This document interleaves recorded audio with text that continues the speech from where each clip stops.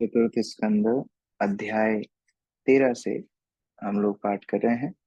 ध्रुव महाराज के वंशजों का वर्णन हो रहा है और इस श्रृंखला में आपने अभी तक पढ़ा किस प्रकार ध्रुव महाराज के वंशजों में आगे महाराज वेण हुए। ये दुराचारी थे, जन्म से ही बड़े ही पापाचारी थे, जिस कारण से ऋषि मुनियों ने उनको मृत्यु दंड दिया। केवल मंत्र माध्यम से ही ऋषि मुनियों ने उनको मृत्यु दंड दिया और उनके शरीर से मंथन करके महाराज पृथु का प्रादुर्भाव हुआ, जो कि भगवान के शक्तावेश अवतार हैं। अब ये बात सुन के विदुर प्रश्न पूछ रहे हैं। श्लोक संख्या 21। विदुर्वाच तस्य शील निधे साधुर ब्रह्मणस्य महात्मना राज्ञा कथममु अबुदृष्टा प्रजा यद्विमना ययौ। अक्रूर प्रभु। श्री कृष्ण दंडवत प्रणाम। विदुर ने श्री मैत्रेय मुनि से पूछा, हे ब्राह्मण, राजा अंग तो अत्यंत भद्र था, वह अत्यंत चरित्रवान तथा साधु पुरुष था, वो ब्राह्मण संस्कृति का प्रेमी था, तो फिर इतने महान पुरुष के वेन जैसा दुष्ट पुत्र कैसे उत्पन्न हुआ, जिससे वह अपने राज्य के प्रति अन्य मनस्क हो उठा और उसे छोड़ दिया। तो महाराज अंग के जो चरित्र भी वर्णन हुआ है पिछले श्लोकों में, कि जैसे ही उन्होंने अपने पुत्र वेण का ये दुष्कृत देखा, ये पापाचार देखा, उन्होंने वन को गमन किए। तो वो इतने सात्विक राजा, इतने धर्मज्ञ राजा थे, उनके घर में ऐसा पुत्र कैसे हुआ, ये अचरज हो रहा है। कई बार हम लोग इस तरह बोलते हैं ना कि अरे तुम इतने महान व्यक्ति के परिवार में कैसे हो सकते हो, तुम्हारे तो कोई गुण मिलते ही नहीं है। तो उस प्रकार से महाराज अंग के घर में वेण का होना, ये तो आश्चर्यजनक है। तात्पर्य नीतू माता जी। हरे कृष्णा प्रभु जी, धन्यवाद प्रणाम। तात्पर्य, आशा की जाती है कि पारिवारिक जीवन में मनुष्य अपने पिता माता पत्नी तथा बच्चों के साथ सुखपूर्वक रहेगा, किंतु किन्हीं परिस्थितियों में कोई पिता माता संतति अथवा पत्नी शत्रु बन जाती है। चाणक्य पंडित ने कहा कि जो पिता अत्यधिक ऋणी होता है वह शत्रु है, जो माता दूसरी शादी कर लेती है वह भी शत्रु है, जो पत्नी अत्यंत सुंदर होती है वह भी शत्रु है, और जो पुत्र मूर्ख है एवं निकम्मा हो वह भी शत्रु होता है। इस प्रकार जब परिवार का कोई सदस्य शत्रु बन जाता है तो पारिवारिक जीवन बिताना या ग्रस्त बने रहना कठिन हो जाता है। समानता भौतिक जगत में ऐसी परिस्थितियां आती रहती है, इसलिए वैदिक संस्कृति के अनुसार मनुष्य को 50वें वर्ष के बाद अपने परिवार वालों में विदा ले लेनी चाहिए, और जिससे कि उसका शेष जीवन कृष्ण चेतना की खोज में लगाया जा सके। हरे कृष्णा प्रभु। तो चाणक्य पंडित के अनुसार ऋणी पिता शत्रु है, दुराचारी माता शत्रु है, अत्यधिक सुंदर पत्नी शत्रु है और मूर्ख पुत्र भी शत्रु है। तो यहाँ पर मूर्ख पुत्र या दुराचारी पुत्र अंग महाराज को मिला, इसलिए उन्होंने इसको भगवान की कृपा मानी। हर वस्तु भगवान की कृपा है। अगर कोई कोई हमारे जीवन में कमी है तो वो भी भगवान की कृपा है, जिससे हम इस संसार से निरासक्त रहें। तो महाराज अंग इस वेण के दुराचार को कृपा मान के वन में चले गए। लेकिन विदुर को अचरज हो रहा है कि ये ऐसे धर्मात्मा अंग के घर में वेण कैसे जन्म ले लिया। किम बाहो किम बाहो वेण उद्दिश्य ब्रह्मदंडम युजन दंडव्रता धरे रागी मुनयो धर्म को विदः। गायत्री माता जी। हरे कृष्ण प्रभु। विदुर ने आगे पूछा कि महान धर्मात्मा ऋषियों ने राजा वेन को, जो स्वयं दंड देने वाले दंड को धारण करने वाला था, क्यों कर शाप देना चाहा, और इस प्रकार उसे सबसे बड़ा दंड ब्रह्म शाप दे डाला। और ऐसी क्या घटना हो गई जिसके कारण ब्राह्मणों को, ऋषियों को उसको मृत्यु दंड देना पड़ा? ऐसा क्या वेन ने, ऐसा क्या दुराचार किया था, ये भी मैं जानना चाहता हूँ। अर्चना माता जी। तात्पर्य, और ऐसा ज्ञात होता है कि राजा हर एक को दंड दे सकता है, किंतु इस प्रसंग में प्रतीत होता है कि ऋषियों ने उल्टे राजा को दंडित किया। अवश्य ही राजा ने कुछ गंभीर कार्य किया होगा, अन्यथा ऋषियों ने जिनसे अत्यधिक सहिष्णु होने की अपेक्षा की जाती है, धार्मिक चेतना में अग्रसर होने पर भी उसे क्यों दंडित किया। यह भी प्रतीत होता है कि राजा ब्राह्मण संस्कृति से पृथक सत्ता नहीं रखता था। राजा के ऊपर ब्राह्मणों का नियंत्रण रहता था और आवश्यकता पड़ने पर वे राजा को किसी हथियार से नहीं वरन ब्रह्मचाप के मंत्र से पदच्युत कर सकते थे या उसका वध कर सकते थे। ब्राह्मण इतने शक्तिशाली थे कि मात्र उनके शाप से मनुष्य तुरंत मर जाता था। तो इस प्रकार स्वतंत्र मोनार्की नहीं थी। स्वतंत्र रूप से ऐसा नहीं था कि राजा जो चाहे धर्माचार करे चाहे पापाचार करे, ऐसा नहीं। ब्राह्मणों के अधीनस्थ क्षत्रिय हुआ करते थे, लेकिन ऐसा क्या कारण हुआ जिसके कारण वेण को ब्राह्मणों ने मारा, ये विदुर की जिज्ञासा है। श्लोक संख्या 23। इससे एक और बात पता पड़ती है कि जब ध्रुव महाराज के वंशजों का वर्णन मैत्री मुनि कर रहे हैं तो विदुर ध्यान से सुन रहे हैं। प्रश्न उन्हीं को आते हैं जो ध्यान से सुनते हैं, नहीं तो बात चलती चली जाती कि हाँ इसका बेटा ये था, इसका बेटा ये था, इसका बेटा ये था, ठीक है, लेकिन उन्होंने ध्यान से सुना। इसीलिए अभी आगे के 10 अध्याय केवल इसी प्रश्न के उत्तर हैं पृथु महाराज के विषय में। इसलिए ध्यान से जो सुनते हैं उनको और ज्यादा कृपा गुरु की मिलती है। नवध्येय प्रजापाल प्रजाभीर अगवानपि यदसौ लोकपालानां बिभ्रत्युजः स्वतेजसा। गौरी शंकर प्रभु। प्रज्ञा का कर्तव्य है कि वो राजा का अपमान न करे, चाहे यदा कदा वो अत्यंत पापपूर्ण कृत्य करता हुआ ही क्यों न प्रतीत हो। अपने तेज के कारण राजा अन्य शासनकर्ता प्रमुखों से सदैव अधिक प्रभावशाली होता है। हर तो ये विदुर की नीति बोलती है। विदुर अपनी नीति अनुसार बोल रहे हैं कि अरे राजा को तो सम्मान करना चाहिए, अपमान नहीं करना चाहिए। तो ऐसे राजा को ब्राह्मणों ने क्यों मृत्यु दंड दिया, ये बात थोड़ी समझ में नहीं आ रही है। प्रफुल्ल प्रभु।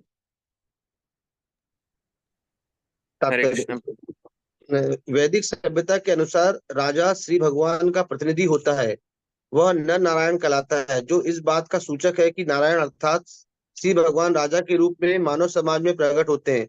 यह शिष्टाचार है कि प्रजा न तो ब्राह्मण का न क्षत्रिय राजा का कभी अपमान करती है। भले ही राजा पापी प्रतीत होता हो तो राजा उसका अपमान नहीं करते, किंतु वेन के विषय में ऐसा प्रतीत होता है कि उसको नर देवताओं ने शाप दिया था, जिससे यह निष्कर्ष निकाला गया कि उसके पाप कर्म अत्यंत गंभीर थे। तो राजा को यद्यपि भगवान का ही अंश रूप में, भगवान की प्रतिनिधि रूप में सम्मान किया जाता है, लेकिन यहाँ कुछ गंभीर घटना हुई है जिसके कारण वेण को मृत्युदंड दिया गया।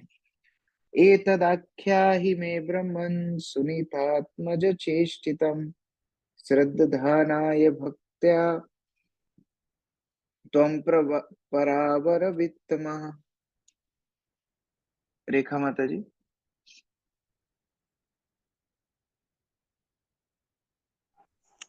हरे कृष्णा। विदुर ने मैत्रेय से अनुरोध किया, हे ब्राह्मण, आप भूत तथा भविष्य के समस्त विषयों में पारंगत हैं, अतः मैं आपसे राजा वेन के समस्त कार्यकलापों को सुनना चाहता हूँ।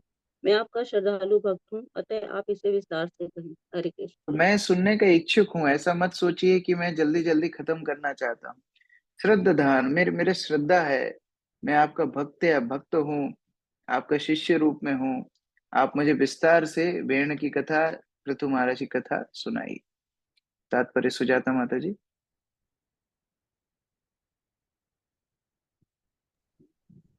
तात्पर्य।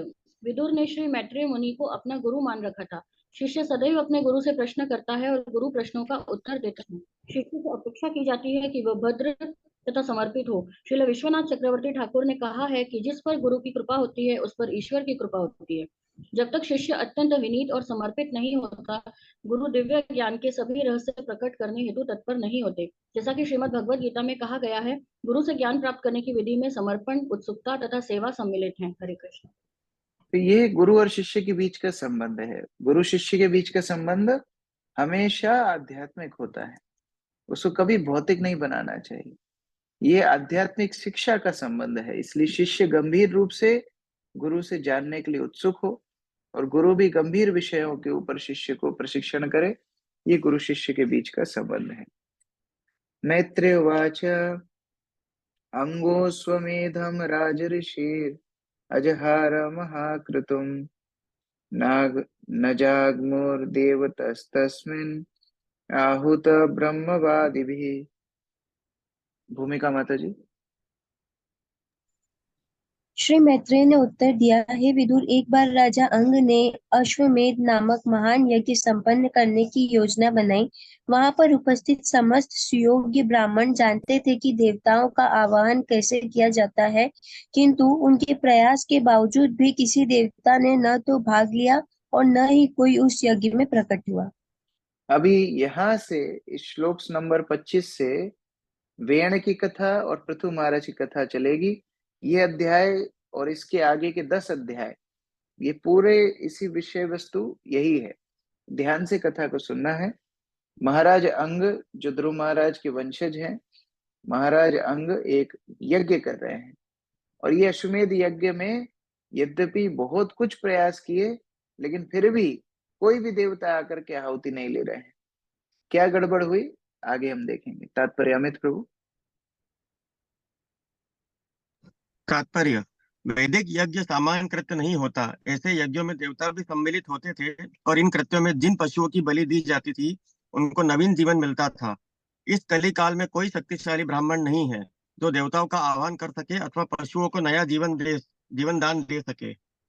प्राचीन काल में वैदिक मंत्रों में पारंगत ब्राह्मण मंत्रों की शक्ति दिखा सकते थे, किंतु इस युग में ऐसे ब्राह्मणों के अभाव से इस प्रकार के समस्त यज्ञ वर्जित हैं।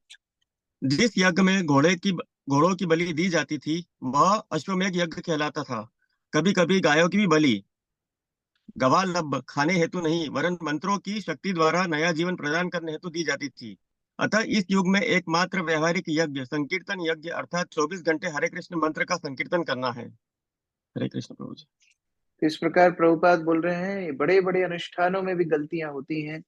और जब महाराज अंग के समय पर जब यहाँ पर प्रमाणिक ब्राह्मण इत्यादि थे तो भी वह यज्ञ में समस्या हुई, तो आज यज्ञ करना तो बड़ा असंभव है। इसलिए हरे कृष्ण महामंत्र जो संपूर्ण यज्ञ है, संकीर्तन यज्ञ है, उस यज्ञ का अनुसरण करना चाहिए। श्लोक संख्या 26।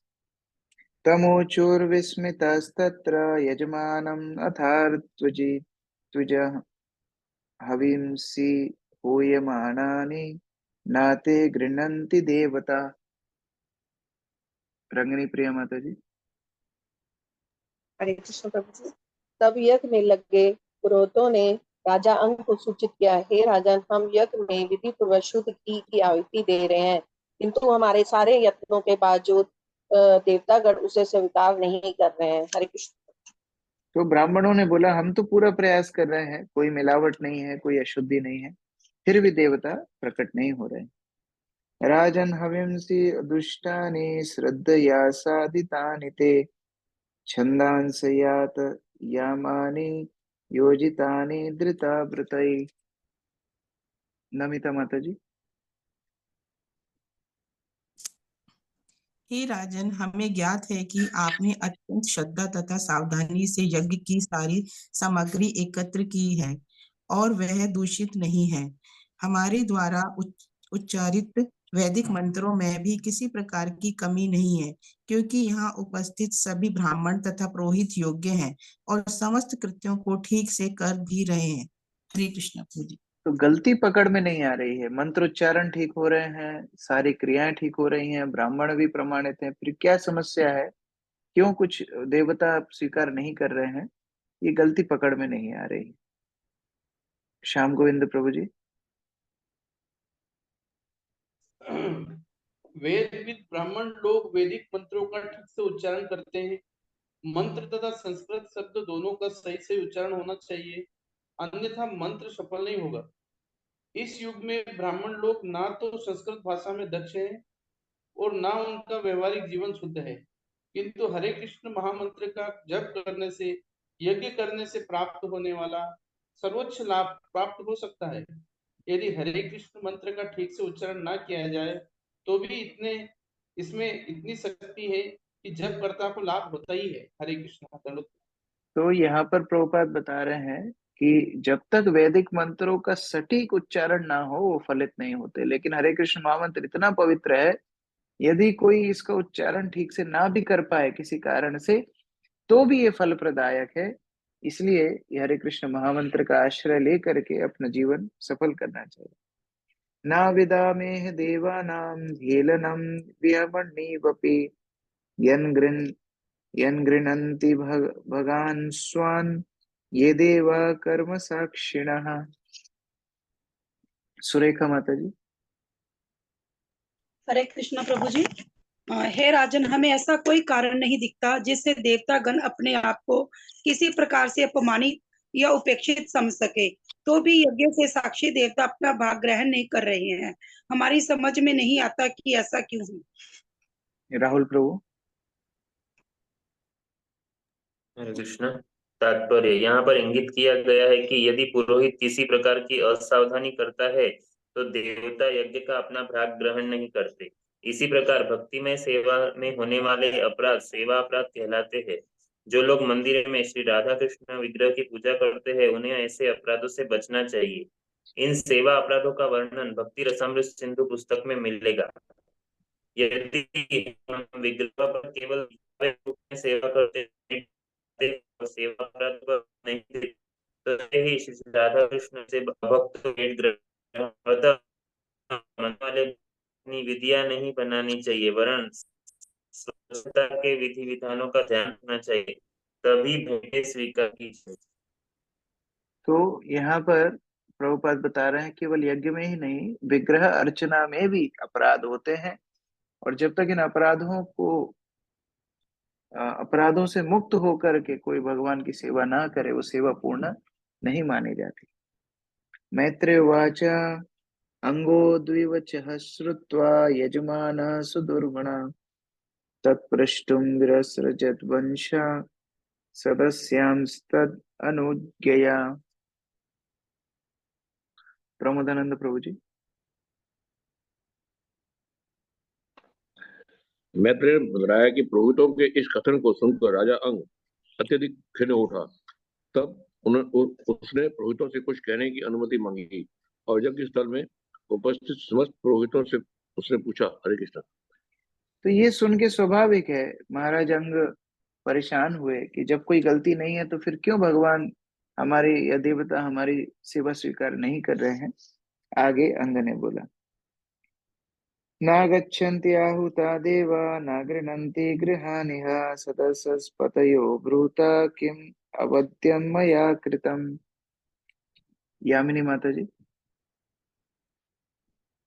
राजा अंग ने पुरोहित वर्ग को संबोधित करते हुए पूछा, हे पुरोहितों, आप कृपा करके बताएं कि मुझसे कौन सा अपराध हुआ है। आमंत्रित होने पर भी देवता न तो यज्ञ में सम्मिलित हो रहे हैं और न अपना भाग ग्रहण कर रहे हैं।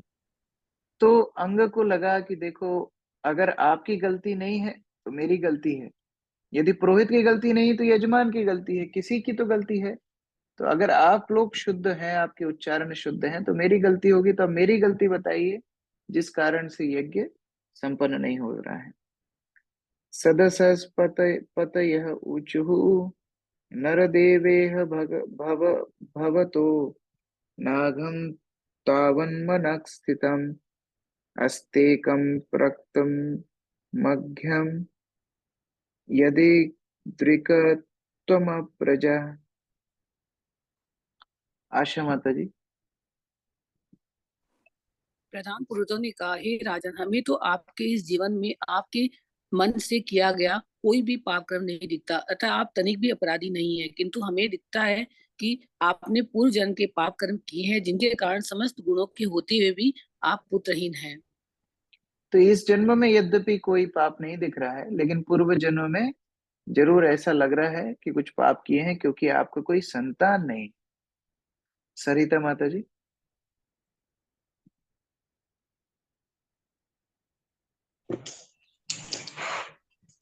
हरे कृष्ण प्रभु।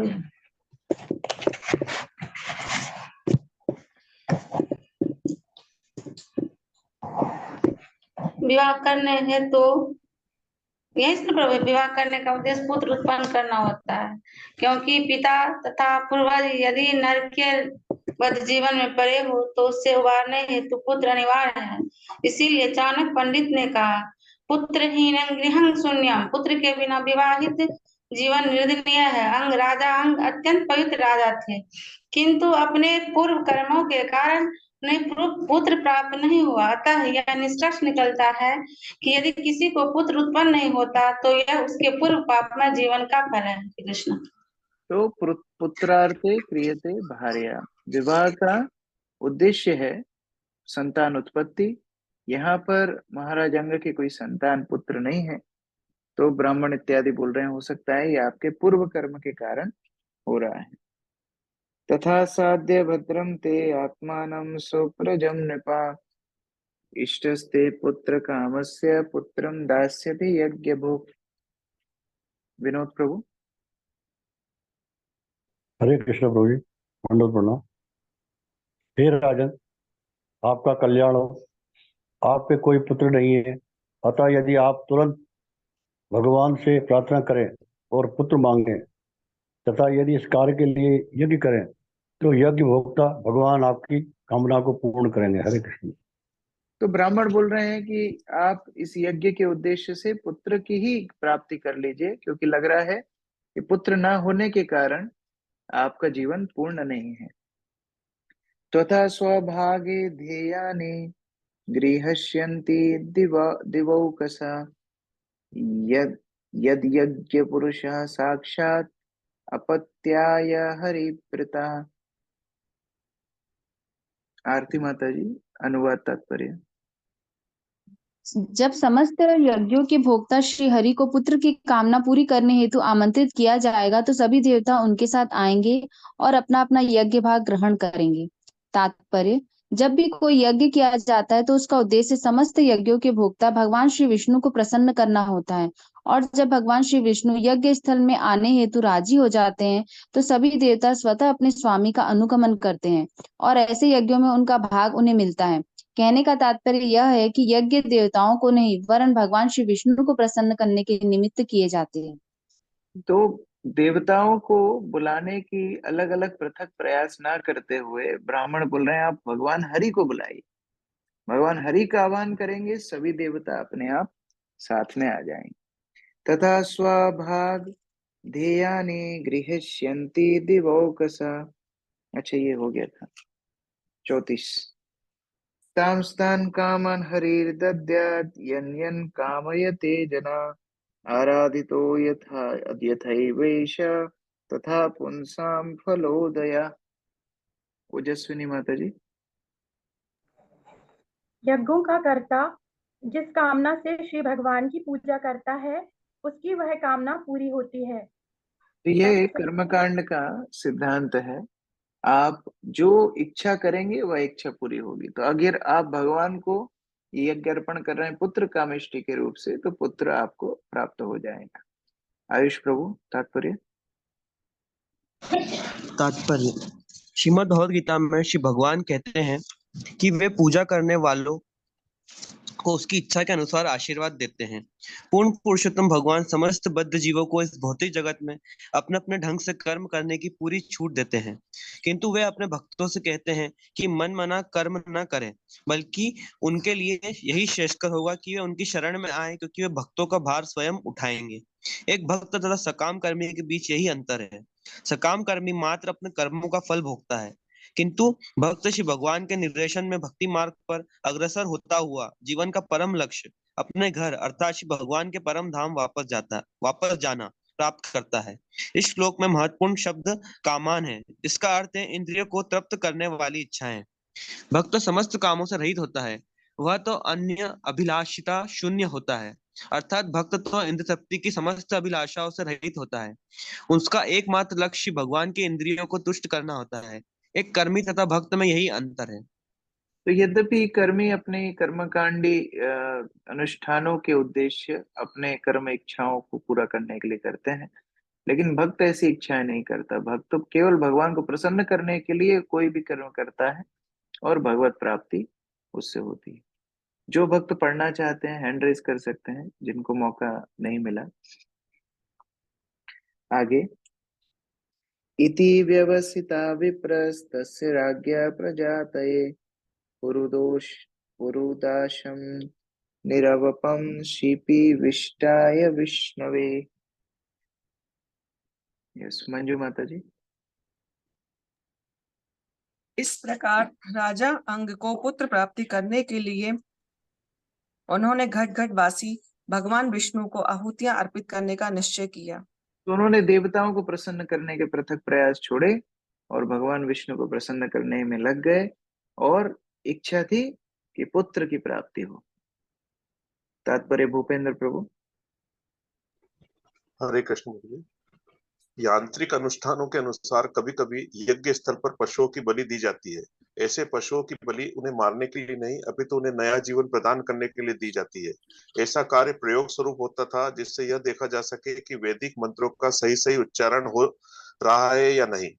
कभी कभी चिकित्सा प्रयोगशालाओं में छोटे छोटे पशुओं का औषधि प्रभाव जानने के लिए मारा जाता है। चिकित्सालय में पशुओं को पुनः जिलाया नहीं जाता, किंतु यज्ञ स्थल में पशुओं की बलि चढ़ाने के बाद वैदिक मंत्रों के बल से उन्हें जीवन प्रदान किया जाता था। इस श्लोक में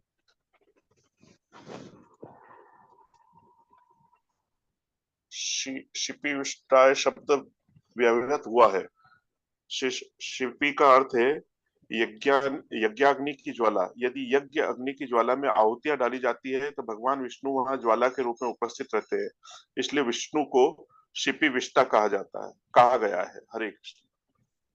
तो यहाँ पर जो अनुष्ठान हुआ है, और प्रभुपाद इसमें स्पष्टीकरण कई बार करते हैं कि जो पशु बलि पहले दी जाती थी वो पशुओं को तुरंत ब्राह्मण मंत्रों से नवीन जीवन देते थे। अगर किसी के अंदर ये सामर्थ्य नहीं है तो उसको पशु बलि देने का कोई अधिकार नहीं। ये केवल पशु बलि मांस खाने के लिए नहीं, पशु बलि केवल उस यज्ञ की प्रामाणिकता को सिद्ध करने के लिए करी जाती थी। श्लोक संख्या 36। तस्मात् पुरुषोत्तस्थो हेममाली अमलांबरः हिरण्मयेन पात्रेण सिद्धमादाय पायसम्। सविता माता जी। अग्नि में आहुति डालते ही अग्निकुंड से सोने का हार पहने तथा श्वेत वस्त्र धारण किए एक पुरुष प्रकट हुआ। वह एक स्वर्ण पात्र में खीर लिए हुआ था। तो जिस आयोजन से ये यज्ञ किया था, वह खीर का पात्र लेकर के एक दिव्य पुरुष वहां से प्रकट हुए और राजा अंग के हाथ में वो पात्र दे दिया। सा विप्रानुमतो राजा गृहीणत्वाञ्जलिं नोदनम् अवग्रहाय मुदा युक्ता प्रादात् पत्न्या उदारधि। मोहित प्रभु। राजा अत्यंत उदार था। उसने पुरोहितों की अनुमति से उस खीर को अपनी अंजलि में ले लिया और फिर सुनकर उसका एक भाग अपनी पत्नी को दे दिया। हरे कृष्ण। हाँ, तो वह प्रसाद रूप से उन्होंने ग्रहण किया। तात्पर्य परमेश्वरी माता जी। इस प्रसंग में उदारदी शब्द अत्यंत, थोड़ा सा प्रभु स्क्रॉल करना नीचे की ओर, मेरे स्क्रीन पे नजर नहीं। यस, इस प्रसंग में उदारदी शब्द सार्थक है। राजा की पत्नी सुनीता यह आशीष ग्रहण करने की पात्र ना थी, तो भी राजा इतना उदार था कि बिना किसी हिचक के उसने यज्ञ पुरुष से प्राप्त वह खीर रूपी प्रसाद अपनी पत्नी को दे दिया। प्रत्युत सब कुछ भगवान द्वारा पूर्व योजित होता है, जैसा कि बाद के श्लोकों में बताया जाएगा। यह घटना राजा के लिए हितकर नहीं हुई। चूंकि राजा अत्यंत उदार था, अतः इस जगत के प्रति उसकी विरक्ति बढ़ाने के लिए भगवान ने चाहा कि उसकी रानी से एक क्रूर पुत्र ने जन्म ले, जिससे राजा को गृह त्याग करना ही पड़ेगा। जैसा कि कहा जा चुका है, भगवान विष्णु कर्मियों की सारी इच्छाएं पूरी करते हैं, किंतु भक्त की इच्छा वे एक भिन्न विधि से पूरी करते हैं, जिससे कि वे धीरे धीरे उनके पास पहुंच सके। इसकी पुष्टि भगवत गीता से भी होती है। ददामि बुद्धि योगम तम येन मामुपयान्ति ते। भगवान भक्त को अवसर प्रदान करते हैं कि वे आगे प्रगति करता रहे, जिससे वह वापस घर की अर्थात भगवान के धाम जा सके। हरे कृष्ण। अगर शिल प्रभुपाद का तात्पर्य ना होता तो कोई व्यक्ति ये पढ़ के संशय करता कि भगवान के लिए यज्ञ किया और यज्ञ की खीर खा के ऐसा दुष्ट पुत्र प्राप्त क्यों हुआ। तो प्रभुपाद तात्पर्य में स्पष्ट कर रहे हैं कि भगवान अपने भक्तों की इच्छाएं थोड़ा अलग ढंग से पूरी करते हैं। पुत्र तो दिया लेकिन पवित्र करके दे दिया। वो पुत्र के कारण विरक्ति आएगी और वन में जाकर के भगवत भक्ति करेंगे, और ज्यादा अच्छा पुत्र मिल जाता तो बस उसी से आसक्त हो जाते। तो भगवान ने इच्छा भी पूरी की पुत्र देने की, लेकिन जो भगवत भक्ति में सहायक हो भगवान उस तरह इच्छा पूरी करते हैं। तो यहाँ पर ये शिक्षा बहुत महत्वपूर्ण है। सा तत्पुंस्वनम्राज्ञे परास्या वै पतयोराददे गर्भं कालोपावृत्ते कुमारं सुसुवे प्रजा। मणि माता जी, अनुवाद तात्पर्य। यद्यपि रानी को कोई पुत्र न था, किंतु पुत्र उत्पन्न करने की शक्ति वाली उस खीर के खाने से वह अपने पति के सहायता से गर्भवती हो गई और यथा समय उसने एक पुत्र को जन्म दिया। तात्पर्य। 10 प्रकार की शुद्धि विधियों में पुंसवन भी एक है, जिसमें कुछ प्रसाद अथवा भगवान विष्णु को प्रदत्त भोग के उच्चिष्ट को पत्नी को दिया जाता है, जिससे पति के द्वारा संभोग के पश्चात वह गर्भ धारण कर सके। हरे कृष्ण। इस प्रकार शक्ति प्राप्त करके उन्होंने गर्भ धारण किया। सबालेव पुरुषो मातामहम अनुव्रता अधर्मशो भवम मृत्युम तेना भवत अधर्मिका। सुनीता माता जी। वह बालक अशंत अधर्म के वंश में उत्पन्न था। उसका नाना साक्षात मृत्यु था और वह बालक उसका अनुगामी बना और अत्यंत अधार्मिक व्यक्ति बन गया। तो उसके अंदर जो गुण आए माता के वंश के आए, माता के वंश के गुण उस पुत्र में आए। असुरी पुत्र अभी गर्भ में पनप रहा है। तात्पर्य बसंत प्रभु। बालक की माता सुनीता साक्षात मृत्यु की पुत्री थी। सामान्यतः पुत्री को पिता के गुण प्राप्त होते हैं और पुत्र को माता के। अतः इस नियम अनुसार राजा अंग का पुत्र अपने नाना का अनुगामी हुआ। स्मृति शास्त्र के अनुसार बालक साधारणतः अपने मामा के घर के नियमों का अनुगामी होता है। नराणांग मातुल कर्म का अर्थ है बालक साधारण रूप से अपने मामा की तरह होगा। यदि मातृकुल भ्रष्ट या पापी है तो बालक भी भले ही उत्तम पिता से उत्पन्न हो अपने मातृकुल्य का शिकार हो जाता है। अतः वैदिक सभ्यता के अनुसार विवाह के पूर्व लड़के तथा लड़की के कुलों का पूरा ब्यौरा लिया जाता है। यदि ज्योतिष गणना के अनुसार मेल सही बैठता है तो ब्याह होता है, किंतु कभी कभी त्रुटि रह जाती जिससे परिवार छिन्न भिन्न हो जाता है। ऐसा प्रतीत होता है कि सुनीता राजा अंग के लिए बहुत अच्छी पत्नी ना थी, क्योंकि वह साक्षात मृत्यु की पुत्री जो थी। कभी कभी भगवान अपने भक्त को अभागी पत्नी दिलाते, जिससे पारिवारिक परिस्थितियों के कारण वह अपनी पत्नी तथा परिवार से उबकर उनसे विरक्त हो ले और धीरे धीरे भक्ति की ओर उन्मुख हो सके। ऐसा लगता है कि भगवान के विधान से ही पवित्र भक्त राजा अंग को सुनीता जैसी भाग्यहीन पत्नी और बाद में वेन जैसा बुरा पुत्र प्राप्त हुआ। लेकिन इसका परिणाम यह हुआ कि उसे पारिवारिक बंधन से पूर्ण मुक्ति प्राप्त हो गई और उसने भगवान के धाम जाने के लिए अपना घर बार छोड़ दिया। हरे कृष्ण। बोल रहे हैं कि कैसे नाना के घर का गुण बच्चे के अंदर आता है, और इसीलिए शायद परिवार में जब शादी तय होती थी तो परिवार देख करके होती थी। लेकिन शिक्षा क्या है? प्रभुपाद बोल रहे हैं कि भक्त के जीवन में जो हो रहा है भगवान की कृपा है। कभी कभी पत्नी सहायक हो, अच्छी बात है, ना सहायक हो और भी अच्छी बात है। बेटा अच्छा हो, अच्छी बात है, ना अच्छा हो और भी अच्छी बात है। क्योंकि कोई भी क्रिया भगवान अपने भक्त के जीवन में कर रहे हैं तो वो कृपावश ही कर रहे हैं। तो यहाँ पर अंग के जीवन में पुत्र इतना कुछ गुणों का दुर्गुणों का निकला, जिसके कारण वो विरक्त होकर के वन में जाके भगवान को प्राप्त किए। अब क्या दुर्व्यवहार करता था, क्या कुकर्म करता था, श्लोक संख्या 40 से बता रहे हैं। 4 पेज और बचे हैं, हम लोग आज पढ़ के इसको समाप्त कर सकते हैं।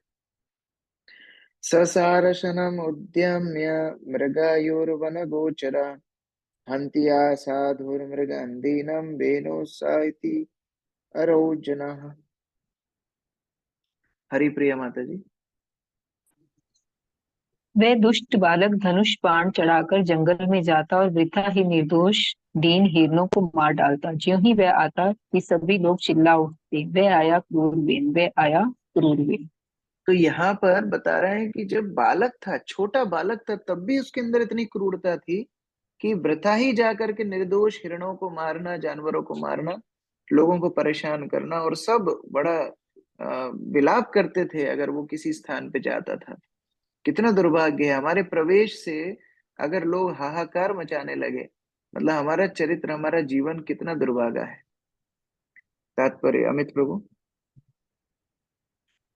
तात्पर्य, क्षत्रिय को जंगल में शिकार करने की छूट है, इसलिए कि वे वध करना सीखे, इसलिए नहीं कि खाने या अन्य कार्य के लिए पशुओं का वध करें। क्षत्रिय राजाओं को कभी कभी अपने राज्य के अपराधी की गर्दन काट लेनी होती थी, इसलिए क्षत्रिय को जंगल में शिकार खेलने की अनुमति थी। क्योंकि अंग का पुत्र वेन बुरी माता से उत्पन्न था, अतः वह अत्यंत क्रूर था। वह जंगल जाकर वृथा ही पशुओं को मारता रहता। उसकी उपस्थिति से पड़ोस के निवासी भयभीत रहते और उसे देखकर पुकार उठते, वेन आया, वेन आया। इस प्रकार वह अपने जीवन के प्रारंभ से ही प्रजा के लिए भयावह था। हरे कृष्ण। और कितना क्रूर था अगले श्लोक में बताया। आक्रीडे क्रीडतो बालान वायस्यान अति दारुणा प्रहस्य निरुनुक्रोश पशुमारान अमारयत। यामिनी माता जी। वह बालक ऐसा क्रूर था कि समवयस्क बालकों के साथ खेलते हुए उनकी इतनी निर्दयता के साथ हत्या करता जैसे वह वध किए जाने वाले पशु हो। और साथ में खेलने के लिए कुछ बच्चे आते तो ये बाल्यकाल में उन साथ वाले बच्चों को डुबा करके, काट करके उन बच्चों को भी मार देता था। इतना निर्दयी ये चरित्र का व्यक्ति था। और अभी तो बाल्यावस्था में ये हाल है। तम विचक्ष्य खलम पुत्रम शासनैर्विविधैर्निपय यदा न शासितुम कल्पो वृषमासीत् सुदुर्मना। आरती माता जी। अपने पुत्र वेन का क्रूर तथा निष्ठुर आचरण देखकर राजा अंग ने उसे सुधारने हेतु तरह तरह के दंड दिए, किंतु वह उसे सन्मार्ग पर नहीं ला सका। इस प्रकार से वह अत्यधिक खिन्न रहने लगा। तो पिता का काम है पुत्र को सद्मार्ग पे लेके आए। बड़ा प्रयास अंगने ने किया, समझा करके, दंड दे करके, सब प्रकार से, लेकिन विफल हो गया। प्रायणाभ्याचितो देवो ये प्रजा गृह मेधिना कद अपत्य भृतम दुखम ये न विंदन्ति दुर्भरम। रंगनी प्रिय माता जी। हरे कृष्ण। राजा ने मन में सोचा कि पुत्रहीन व्यक्ति नीचे ही भाग्यशाली हैं। उन्होंने अवश्य पूर्व जन्मों में श्री भगवान की पूजा की होगी, जिससे उन्हें किसी पुत्र द्वारा दिया गया असहा दुख ही नहीं उठाना पड़े। हरे कृष्ण। तो भौतिक संसार में देखिए, अब पहले बोल रहे थे पुरोहित लोग कि आपको पुत्र नहीं है, आप दुर्भागे हो। अभी अंग बोल रहे हैं, अरे मेरे पुत्र है, मैं दुर्भागा हूं। जिनको पुत्र नहीं है वे भाग्यशाली। भौतिक संसार में वास्तव में सब कुछ ही दुर्भाग्य है, चाहे अच्छा हो बुरा हो, सभी बुरा है। इसलिए भगवत प्राप्ति ही एकमात्र रास्ता है जहां भगवान के धाम वापस चले जाएं। ये भौतिक संसार में वैसे भी कुछ अच्छा हो ही नहीं सकता है। यथापि पीयसी कीर्तिर अधर्मश्च महान नृणान् यतो विरोधः सर्वेषां जत आधिर अनंतकः। प्रफुल्ल प्रभु अनुवाद तात्पर्य। पापी पुत्र के कारण मनुष्य का यश मिट्टी में मिल जाता है। उसके अधार्मिक कृत्यों से घर में अधर्म और सब में झगड़ा फैलता है। इससे केवल अंतहीन तनाव ही उत्पन्न होता है। तात्पर्य, कहा जाता है कि विवाहित दंपति को पुत्र होना आवश्यक है, अन्यथा उनका पारिवारिक जीवन निरर्थक रहता है। किंतु उत्तम गुणों से रहित पुत्र अंधी आंख के समान होता है। अंधी आंख कोई काम नहीं आती, इससे केवल असह्य वेदना होती है। अतः ऐसे कुपुत्र को पाकर राजा अपने आप को अत्यंत अभागा समझने लगा। तो अंधे की आंख देखने के तो काम में आती नहीं है, लेकिन कभी दुखेगी, कभी उसमें से आंसू निकले, कभी कभी उसमें से खून निकले। तो इस कारण से वो कष्ट ही दे रही है, देखने के तो काम में आ नहीं रही। उसी तरह कुपुत्र अगर हो जाए तो वह घर में असंतुष्टि क्लेश का कारण बनता है। श्लोक संख्या 45। कस्त्वं प्रजापदेशं वै मोहबन्धम् आत्मनः पंडितो बहु मन्येत यदार्थः क्लेशदा गृहा। नीतू माता जी। हरे कृष्णा प्रभु जी। ऐसा कौन समझदार और बुद्धिमान है जो इस तरह का निकम्मा पुत्र चाहेगा? ऐसा पुत्र जीवात्मा के लिए मोह का बंधन मात्र होता है और वह मनुष्य के लिए घर को दुखी बनाता है। हरे कृष्णा। इससे तो ना पुत्र होता तो अच्छा, ऐसा महाराज अंग सोच रहे हैं। कदपत्यम वरम मन्ये सत्पत्याश्चूचम पदात् निर्वेदित गृहन् मर्त्यो यत्क्लेशा निवहा गृहा। राहुल प्रभु, अनुवाद और तात्पर्य। हरे कृष्ण। तब राजा ने सोचा कि सुपुत्र की अपेक्षा कुपुत्र ही अच्छा है, क्योंकि सुपुत्र से घर के प्रति आसक्ति उत्पन्न होती है किंतु कुपुत्र से नहीं। कुपुत्र घर को नरक बना देता है, जिससे बुद्धिमान मनुष्य सरलता से अपने आप को अनासक्त कर लेता है। तात्पर्य। राजा अपने भौतिक घर के प्रति लगाव और विरक्ति के संदर्भ में सोचने लगा। प्रहलाद महाराज के अनुसार भौतिक घर अंधकूप के तुल्य है। यदि मनुष्य अंधे कुएं में गिर जाता है तो उसके लिए बाहर निकल पाना और जीवित रहना कठिन हो जाता है। अतः प्रहलाद महाराज ने सलाह दी है कि जितनी जल्दी हो सके मनुष्य इस घरेलू जीवन रूपी अंधकूप को त्याग कर जंगल में जाकर पूर्ण पुरुषोत्तम भगवान की शरण ग्रहण कर ले। वैदिक सभ्यता के अनुसार वानप्रस्थ तथा संन्यास में गृह त्याग अनिवार्य है, किंतु लोग ग्रह के प्रति इतने आसक्त रहते हैं कि वे अंत समय तक भी गृहस्थ जीवन को नहीं छोड़ना चाहते। अतः राजा अंग ने विरक्ति को ध्यान में रखते हुए कुपुत्र को गृहस्थ जीवन से विरक्ति के लिए प्रेरणाप्रद मान लिया। इस पर वह कुपुत्र को अपना मित्र मानने लगा, क्योंकि वह घर से विरक्ति में राजा का सहायक हो रहा था। अंततः प्रत्येक मनुष्य को सीखना पड़ता है कि गृहस्थ जीवन में से कैसे विरक्त हुआ जाए। अतः यदि कुपुत्र अपने बुरे आचरण के द्वारा गृहस्थ के गृह त्याग में सहायक बनता है तो यह वरदान है। प्रभुपाद बता रहे हैं कि ये तो वरदान है। अभी महाराज अंग सोचने लगे, ठीक है जो भी हो भगवान की कृपा है, मेरे लिए ये अवसर है कि मैं गृहस्थ जीवन से अनासक्त हो करके और भगवत प्राप्ति के लिए अग्रसर हूँ। एवं स निर्विन्न मना नृपो गृणान् निशीथ उत्थाय महोदयोदयात् अलब्ध निद्रो नुपलक्षितो नृभिर् हित्वा गतो वेन शुभं परासुप्तम्। विनोद प्रभु। इस प्रकार से सोचते हुए राजा अंग को रात भर नींद नहीं आई। वह गृहस्थ जीवन के पूर्णता उदास हो गया। अतः एक दिन अर्धरात्रि में वह अपने बिस्तर से उठा और बेन की माता अपनी पत्नी को गहरी निंद्रा में सोते हुए छोड़कर चला गया। उसने अपने महान ऐश्वर्यमय राज्य का मोह त्याग दिया और चुपके से अपना घर तथा ऐश्वर्य छोड़कर जंगल की ओर चला गया। तात्पर्य। यही अवसर प्राप्त किया महाराज अंग ने वनप्रस्थ लेने का, वन में जाने का, वनगामी होने का, और रात ही रात में उठ करके सब मोह त्याग करके वन में चले गए। तात्पर्य प्रफुल्ल प्रभु।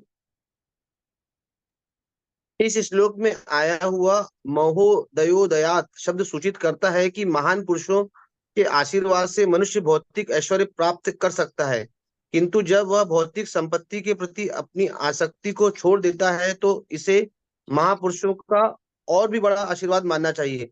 राजा के लिए अपना ऐश्वर्यमय राज्य तथा तरुणी आज्ञाकारिणी पत्नी को त्याग पाना आसान नहीं था, किंतु उसे पूर्ण पुरुषोत्तम भगवान की कृपा ही कहेंगे कि वह आसक्ति से रहित होकर बिना किसी को देखे जंगल को चला गया। ऐसे अनेक उदाहरण मिलते हैं जहां महापुरुष अर्धरात्रि में अपनी पत्नी तथा धन त्याग कर घर छोड़ देते हैं। तो यद्यपि साधुओं के आशीर्वाद से, भगवान के आशीर्वाद से धन संपदा मिले तो भी आशीर्वाद है, लेकिन और बड़ा आशीर्वाद है कि अगर ये आसक्तियां छूट जाएं और भगवत चरणों में अनुराग हो जाए। विज्ञाय निर्विद्यगतं पतिं प्रजा पुरोहिता मात्य सुहृद्गणाद्यया विचिक्युर्वयान् अतिशोक कातरा यथा निगूढ़ं पुरुषं कुयोगिना। आशा माता जी। जब यह पता चला कि राजा ने उदास होकर गृह त्याग कर दिया है तो समस्त नागरिक, पुरोहित, मंत्री, मित्र तथा सामान्य जन अत्यंत दुखी हुए। वे सर्वत्र उसकी खोज करने लगे, जैसे कोई अनुभवहीन योगी अपने भीतर परमात्मा की खोज करता है। धर्मात्मा राजा थे, सभी लोग बड़ा प्रेम करते थे। जब वो घर त्याग करके ऐसे अचानक चले गए, सभी लोग बड़े द्रवित हुए, उनको ढूंढने लगे। तात्पर्य आयुष प्रभु। तात्पर्य, यहाँ पर अनुभवहीन योगी द्वारा अपने अंदर परमात्मा की खोज करने का उदाहरण अत्यंत शिक्षाप्रद है। परम सत्य को 3 प्रकार से जाना जाता है: निर्गुण ब्रह्म, अंतर्यामी परमात्मा तथा पूर्ण पुरुषोत्तम भगवान। ऐसे अनुभवहीन योगिनः मानसिक तर्क द्वारा निर्गुण ब्रह्म तक पहुंच पाते हैं, किंतु प्रत्येक जीवात्मा में स्थित परमात्मा को नहीं ढूंढ पाते। जब राजा ने घर छोड़ दिया तो यह निश्चित था कि वह कहीं अन्यत्र ठहरा होगा, किंतु नागरिकों को पता नहीं था कि उसकी खोज कैसे की जाए, इसलिए वे अनुभवहीन योगियों की तरह शुद्ध थे। तो जो अनुभवहीन है वो योगी भगवान को खोज हृदय में केवल बैठ करके ध्यान लगा करके नहीं हो सकता। उसे गुरु का आश्रय लेना होगा और प्रामाणिक परंपरा में उसका अनुसरण करेगा, भगवान का दर्शन करेगा। उसी तरह इनका, नागरिकों का महाराजन को ढूंढना निरर्थक था। आलक्ष्यन्ता पदवीं प्रजापतेर्हतोदया हतोद्यमा प्रत्युपसृत्य ते पुरीं ऋषिं समेतानभिवन्द्यसाश्रवो न्यवेदयन् पौरवभ्रातृविप्लवम्। बसंत प्रभु। जब सर्वत्र खोज करने पर नागरिकों को राजा का कोई पता न चला तो वे अत्यधिक निराश हुए और नगर को लौट आए, जहां पर राजा की अनुपस्थिति के कारण देश के समस्त बड़े बड़े ऋषि एकत्र हुए। अश्रुपूरित नागरिकों ने ऋषियों को नमस्कार किया और विस्तार पूर्वक बताया कि वे कहीं भी राजा को नहीं पा सके।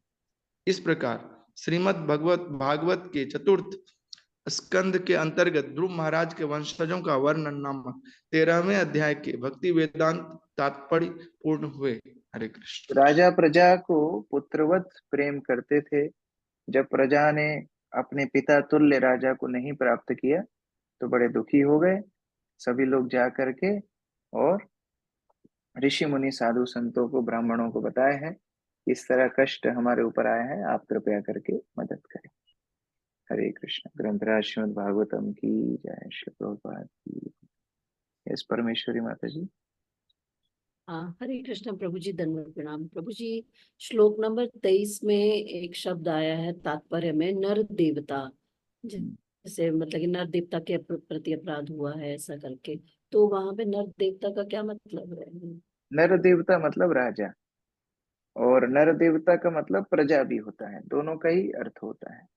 नर देवता राजा के लिए प्रजा देवता तुल्य है और प्रजा के लिए राजा देवता तुल्य है, तो दोनों को सम्मान होना आवश्यक है। अगर राजा प्रजा के प्रति अपराध करेगा तो वो नरदेव अपराध होगा, और अगर प्रजा राजा को सम्मान नहीं करेंगे तो वो भी होगा। जी प्रभु, थैंक यू सो मच प्रभु जी। यस अक्रूर प्रभु। हरे कृष्णा प्रभु जी। प्रभु जी तात्पर्य है 48 श्लोक का, परम सत्य को 3 प्रकार से जाना जाता है: निर्गुण ब्रह्म, अंतर्यामी परमात्मा तथा पूर्ण पुरुषोत्तम भगवान। प्रभु जी इस पर थोड़ा प्रकाश डालिए। ये हमने प्रथम स्कंद में पढ़ा था। बदंती तत्वविदस् तत्त्वम् यज्ञानद्वयम् ब्रह्मेति परमात्मेति भगवानेति शब्दते। भगवान का सबसे दूरस्थ अनुभव है ब्रह्म ज्योति, भगवान का निराकार स्वरूप। ये भगवान की शक्तियों के माध्यम से भगवान की अनुभूति ज्ञानी जन करते हैं। इसके बाद योगी जन भगवान को हृदय में परमात्मा रूप में दर्शन करते हैं। ये द्वितीय और भगवान का थोड़ा और विशेष पूर्ण अनुभव है। और फिर भक्तजन भगवान को पूर्णतः भगवान के नाम रूप गुण लीला के माध्यम से भगवान को जानते हैं। ये भगवान का पूर्ण अनुभव है। तो ये 3 स्तर के अनुभव भागवत में बताए गए हैं, ब्रह्मेति परमात्मेति भगवानेति शब्द। गौरी शंकर प्रभु।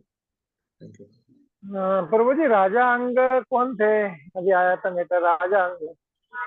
हाँ, ये पूरी रामायण होने के बाद सीता कौन थी, इस तरह प्रश्न हो रहा है कि ध्रुव महाराज के वंशज महाराज अंग की कथा चल रही है, जिनकी पूरी कहानी हमने सुनी, जिनका पहले पुत्र नहीं था, यज्ञ अनुष्ठान हुआ, पुत्र रूप में वेण प्राप्त हुआ, वेण के दुराचार देख करके महाराज अंग वन को गए।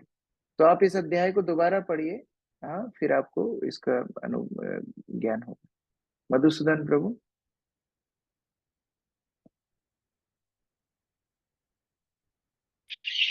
हरे कृष्ण प्रभु जी, जैसे आप बता रहे थे कि कोई पुत्र अगर कुपुत्र होता है तो फिर उनके उपयुक्त के राजा ने जंगल चलाए। तो अभी की स्थिति में जो समाज में चल रहा है अभी, तो जो ऐसे होता है, तो वो व्यक्ति अभी कैसे कहाँ जाए, क्या करे? हमको वन में जाने की आवश्यकता नहीं है, प्रभुपाद ने बोला है वन में नहीं जाना है, लेकिन अपनी भक्ति में और गंभीर हो सकते हैं। कोई भी अगर वस्तु हमको सकारात्मक रूप में लेना है तो भक्ति में हमारी गंभीरता और बढ़नी चाहिए। यदि भगवान ने अनुकूल चीजें दी हैं, उसके लिए भक्ति में वृद्धि होनी चाहिए। प्रतिकूल चीजें हैं तो विरक्ति करके भक्ति में आगे बढ़ना चाहिए। तो वन में जाने की आवश्यकता नहीं है, लेकिन अपनी भक्ति में हम और गंभीर हो सकते हैं, वो मुख्य उद्देश्य। मणि माता जी।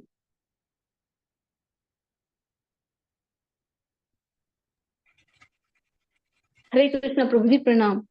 एक थोड़ा सामान्य सा प्रश्न है। एक बार बस में चर्चा चल रही थी कि बोले हिंदू मुस्लिम में क्या अंतर है, उनके नाक कान हाथ पैर सब के सब है। तो एक व्यक्ति बोले कि उनके कर्मों का अंतर है, क्योंकि वो मतलब जानवरों को काटते हैं भोले भाले इस तरह से। तो बोले तो फिर आपके हिंदुओं में भी तो बलि दी जाती है, जगदम्बा को दी जाती है, माता जगदम्बा को, और भी कई सारी यज्ञों में बलियां दी जाती है। तो वो क्या सामान्य हुआ? इसीलिए केवल सरनेम लगाने से कोई पाप और पुण्य का विचार नहीं होता है। मेरा हिंदू का सरनेम है तो मैं पुण्यवान हो गया, उनका मुसलमान का सरनेम है तो वो पापाचारी हो गए, नहीं। हम हिंदू होने के बाद भी शास्त्र नहीं पालन कर रहे हैं तो हम भी पापाचारी, हम भी वही श्रेणी में हैं। इसलिए अपने शास्त्रों को ठीक से समझना चाहिए। प्रभुपाद जो सिद्धांत बता रहे हैं, बलि का क्या उद्देश्य होता था, और कलयुग में बलि वर्जित है, ये भी शास्त्र में बताया है। लेकिन हम लोग शास्त्र की बात नहीं मानते हैं, इसलिए हमारा भी आचरण उसी तरह पापाचरण है। तो हम लोगों को केवल सरनेम से अपने आप को उत्कृष्ट नहीं मानना चाहिए, वो हम बहुत बड़े सनातन धर्मी हैं। झंडा लेने से कोई धर्मध्वजी बन सकता है, धर्म ज्ञाता नहीं बन सकता है। प्रभुपाद प्रथम स्कंद में कई बार लिखे धर्मध्वजी। धर्मध्वजी मतलब धर्म का झंडा लेके तो घूम रहा है, लेकिन धर्म पालन नहीं करता है। इसलिए अपनी संस्कृति को जानना है, प्रभुपाद की पुस्तकें गहन अध्ययन करना चाहिए, और उसके अनुसार अनुसरण करेंगे तो पाप कर्मों से मुक्त रहेंगे। नहीं तो कोई अंतर नहीं है वास्तव में। हम भी पापाचरण कर रहे हैं, दूसरे विधर्मी भी पापाचरण कर रहे हैं। सरिता माता जी। हरे कृष्णा प्रभु जी, दंडवत प्रणाम। मेरा प्रश्न है प्रभु जी, अंगराज इतना तपस्वी थे, इतना भक्त थे, तो इससे पुत्र क्या हुआ उनको? हाँ, प्रभुपाद 2-3 तात्पर्य में इसका उत्तर दिए, इसलिए ध्यान से सुनना चाहिए। प्रभुपाद क्या बोले तात्पर्य में? प्रभुपाद बोले हैं कि भगवान अपने भक्तों को कृपावश कोई ना कोई वस्तु देते हैं। उनकी पुत्र की कामना थी, बहुत अच्छा पुत्र होता तो कभी आध्यात्मिक उन्नति ना करते, तो कुपुत्र देकर के भगवान ने कृपा दी, जिससे विरक्त हो जाए और भगवत भक्ति के लिए उन्मुख हो। नहीं तो भरत महाराज जैसे हिरण से आसक्त हो गए थे, वैसे ही चित्रकेतु महाराज अपने पुत्र से आसक्त हो गए थे। उसी तरह अंग महाराज भी अपने पुत्र से आसक्त रहते, आज उनके नाम से 10 अध्याय नहीं होते भागवत में। तो ये कुपुत्र दे करके उन्होंने एक शिक्षा महाराज अंग को भगवान ने दी, कृपा दी, कृपावश उन्होंने भगवत प्राप्ति की। तो ये समझना चाहिए, प्रभुपाद के तात्पर्य बहुत गंभीरता से सुनना चाहिए, किस तरह भगवान कृपा करते हैं।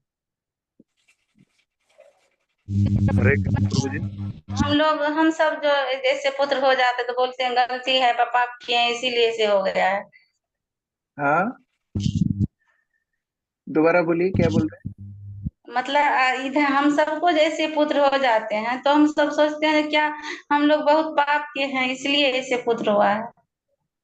हाँ, इसलिए एक भक्त के और अभक्त की चेतना में अंतर है। हम जो सोचते हैं, हम अभी साधक स्तर पे हैं, लेकिन जो भक्त बन गए हैं वो हर चीज को भगवान की कृपा मानते हैं। यदि उनके शरीर का कोई अंग भी भंग हो जाएगा फिर भी कृपा मानेंगे कि हाँ भगवान ने कृपा की है, हम भौतिक जीवन से अनासक्त रहे। ये भक्त में अभक्त में अंतर होता है। कमल सिंह प्रभु। हरे कृष्ण प्रभु जी, दंडवत प्रणाम। मैं बिना पुत्र के आत्मा का कल्याण नहीं प्रभु। देखिए, सामान्यतः वर्णाश्रम में पुत्र होना अनिवार्य है, लेकिन अगर कोई भगवत भक्त है तो वो फिर वर्णाश्रम से ऊपर है, उसको पुत्र कुपुत्र का विचार नहीं होता है। वो फिर भगवत समर्पण है, भगवान के ऊपर पूरा उसका आश्रय है, उसके लिए भगवान उसका उद्धार करते हैं। लेकिन कोई भगवत भक्त नहीं है, फिर उसके लिए तर्पण इत्यादि, पिंडदान इत्यादि वो सब कर्म पुत्र करता है, इसलिए पुत्र की आवश्यकता है। इसलिए अपनी व्यवस्था खुद को करनी चाहिए, पुत्र के ऊपर निर्भर नहीं रहना चाहिए। पुत्र होने के बाद भी बाद में पिंडदान करेगा नहीं करेगा, तर्पण करेगा नहीं करेगा, गारंटी नहीं है। और करेगा भी तो पंडित जी को बोलेगा जल्दी जल्दी करो, मुझे काम पे जाना है, 15 मिनट में निपटाओ। तो ऐसे पुत्र से तो अच्छा अपनी व्यवस्था खुद कीजिए, हरिनाम का आश्रय लीजिए, अपना उद्धार की गारंटी खुद की, दूसरे के ऊपर डिपेंड नहीं करना। हरे कृष्ण। रेखा माता जी। हरे कृष्णा प्रभु जी। प्रभु जी, जैसा बोला गया कि राजा अंग को मतलब विरक्ति के लिए ये सब ऐसा पुत्र मिला, लेकिन वो और लोगों को मार रहा है, वध कर रहा है, तो ये क्या सही है? देखिए, भगवान एक कार्य से बहुत सारे कार्य सिद्ध करते हैं। वो राजा वेण के प्रजा में वही लोग थे जिनको वो कर्म बंधन के माध्यम से वो कर्म फल मिलना था, उनके हाथों से, वो वेण के हाथों से उनको उनका कर्म फल मिला। और वेण की प्रवृत्तियां थी पाप करने की, उनको पाप मिला। तो भगवान का ये पूरा कर्म का जो गठन है वो उसी तरह होता है। जैसे किसी का कोई मर्डर करता है, तो जिसका मर्डर हुआ उसके कर्म में था वो होना, और जिसने किया उसके जीवन में पाप बढ़ गया, तो अब उसको रिएक्शन अगली लाइफ में मिलेगा। तो जिसने पिछले जन्म में कुकर्म किए उनकी व्यवस्था भी तो भगवान को करनी है। तो एक साथ ऐसे लोगों को मिलवा देते हैं जिससे कर्म बंधन का साइकिल चलता रहे। तो ऐसा नहीं है महाराज अंग को कृपा करने के लिए भगवान ने लोगों को मरवा दिया, ऐसा नहीं। लेकिन जिन लोगों को पाप का फल मिलना ही था उनको उस स्थान पे ले आए, वेण के साथ मिलवा दिया, और अंग महाराज की भी विरक्ति हो गई। तो एक एक कार्य से भगवान बहुत सारे कार्य सिद्ध करते हैं। प्रभु जी, पिछले अध्याय में आपने एक एग्जाम्पल दिए थे, चैतन्य भागवत शायद कुछ था, मुझे वो समझ नहीं आया कि क्या ग्रंथ है वो। चैतन्य भागवत कुछ ऐसे ही थे, श्लोक सी भी लिखा हुआ तो उसमें श्लोक के आगे तो। हाँ, चैतन्य भाग, अच्छा हाँ, मैं सही से हरिनाम के ऊपर दिया था हमने कि हरिनाम श्लोक करने से। निर्धारित है आप तब उसमें। हाँ, मैं चैतन्य भागवत ग्रंथ प्रथम महाप्रभु के ऊपर प्रथम जीवनी टीका है जो वृंदावन दास ठाकुर ने लिखी। उसके बाद चैतन्य चरितामृत और चैतन्य मंगल, ये 3 पुस्तक महाप्रभु की बायोग्राफी। तो जिस तरह भागवत है श्रीमद् भागवत, उसी तरह चैतन्य भागवत चैतन्य महाप्रभु की विस्तार लीला वर्णन है। तो ये एक ही बुक है प्रभु जी? हाँ, चैतन्य भागवत एक बुक है, फिर चैतन्य चरितामृत अलग है, चैतन्य मंगल अलग है, 3 पुस्तक हैं अलग अलग। प्रभुपाद ने चैतन्य चरितामृत पे टीका लिखा है, चैतन्य भागवत भी है, चैतन्य मंगल भी है, 3 पुस्तक। जी प्रभु, हरे कृष्ण। अनीता माता जी। हरे कृष्ण प्रभु जी। हरे यस, कृष्ण प्रभु जी। हाँ बोलिए माता जी। प्रभु जी, मैं ये पूछ रही थी, जैसे कि ना नवरात्रि में पिछले साल मतलब 6 महीने बाद तो मेरे परिवार में माइके के थी में तो कुछ ऐसा कर लिया था, मतलब बड़े पापा जो लग तो उनकी मृत्यु हो गई। आपकी आवाज आपकी आवाज बहुत आपकी आवाज बहुत कट रही है माता जी। मेरी भाभी को लड़का हुआ है, इसका क्या? माता जी आपकी आवाज बहुत कट रही है। गीता इंदुलेखा माता जी आप बोलिए। हरे कृष्ण प्रभु। यस माता जी। धन्यवाद प्रणाम प्रभु जी। जैसे किसी भी राजा या किसी अथॉरिटी का अपने पोजीशन, अपना जो ड्यूटीज रिस्पॉन्सिबिलिटीज को छोड़कर जाना कैसे समझे कि ये ठीक है? जैसे अब अर्जुन के केस में देखें तो भगवान ने अर्जुन को कहा था कि आप युद्ध करो, उसको उनको मना किया था अपनी ड्यूटी छोड़ के जाने के लिए। सामान्यतः जब राजा जाते थे तो उत्तराधिकारी को राज्य दे करके जाते थे, तो ये सामान्य प्रोटोकॉल है। लेकिन यहाँ पर स्पेशल केस है क्योंकि पुत्र लायक नहीं है और महाराज अंग रहते रहते काफी बार प्रयास किए उसको सुधारने के लिए, वो सुधरा नहीं। तो अभी क्या करेंगे, तो ब्राह्मणों के आश्रय में छोड़ के गए, क्योंकि राज्य तो हमेशा ब्राह्मणों के गाइडेंस में ही चलता था। तो ब्राह्मण तो थे ही, ऐसा नहीं था कि ऊपर कोई भी नहीं था। और अभी ब्राह्मण ही अगला राजा बनाएंगे, वो भी काम नहीं करेगा, फिर राजा चेंज करेंगे, पृथु महाराज का राजा बनाएंगे। तो ऐसा नहीं कि राज बिल्कुल ही मार्गदर्शन विहीन था, नहीं, ब्राह्मणों के बल पर छोड़ करके गए। तो उस तरह कुछ ना कुछ व्यवस्था के अंतर्गत छोड़ के जाते थे, ऐसे इररिस्पॉन्सिबली छोड़ के नहीं जाते। ठीक है, थैंक यू। यस, अमित प्रभु, लास्ट क्वेश्चन। हरे कृष्ण प्रभु जी, दंडवत प्रणाम। प्रभु जी, इसमें ये बताया गया है कि अश्वमेध यज्ञ राजा अंग ने किया, पर प्रभु जी सारे अंतिम लक्ष्य तो श्री हरि को प्राप्त करना है सारे यज्ञ का, ऐसा गीता में भी लिखा हुआ है। तो श्री हरि को फिर अलग से यज्ञ आहुति देने की फिर क्या जरूरत थी प्रभु ये जी? ये आप इसलिए बोल रहे हैं क्योंकि आपने प्रभुपाद के तात्पर्य पढ़े हैं। नहीं तो सामान्यतः लोग यज्ञ जो करते हैं वो कर्म कांड यज्ञ करते हैं, अपनी इच्छाओं को पूरा करने के लिए करते हैं। जैसे हर वस्तु भगवान की इच्छा पूर्ति के लिए बनी है। आप बाजार में सेवफल देखते हैं, वो किसकी भोग के लिए? भोक्ताराम यज्ञ तपसाम सर्पलोक महेश्वरम, भगवान के लिए। अभी आम आएंगे, आम किसकी संतुष्टि के लिए? भगवान के लिए। लेकिन जब हम आम खरीद के खाना शुरू कर देते हैं तो हम भगवान को स्मरण तो नहीं करते। तो इसी तरह लोग पहले यज्ञ इत्यादि अनुष्ठान करते थे अपनी इच्छाओं को पूरा करने के लिए। तो देवताओं को आहुतियां देते थे, देवताओं को प्रसन्न करने के लिए। लेकिन वास्तव में भोक्ता कौन है? यज्ञ तपसाम भोक्ता है भगवान श्री कृष्ण, भगवान नारायण, भगवान हरि। तो ये अगर किसी को समझ में आ जाए तो फिर वो अन्यत्र देवताओं की उपासना नहीं करेगा। तो महाराज अंग के उदाहरण से हम यही सीखे कि इतना प्रयास किए, कुछ नहीं हुआ, लेकिन भगवान हरि को उद्देश्य करके जैसे ही उन्होंने इच्छा की, तुरंत खीर का पात्र आ गया। तो भगवान उनको प्रसन्न होके दिए। लेकिन वो इच्छा पूरी करने के साथ साथ शोधन भी किए, उनको पवित्र भी किए कि नहीं, आपकी आसक्तियों से छूट के आपको आध्यात्मिक उन्नति करना चाहिए। तो भगवान इस तरह सभी यज्ञों के परम भोक्ता है, लेकिन वो सिद्धांत सबको स्पष्ट नहीं होता है, इसलिए कर्मकांडी यज्ञ लोग करते हैं। ठीक है, हरे कृष्ण। श्री प्रभुपाद की जय, समवेत भक्त वृंद की जय।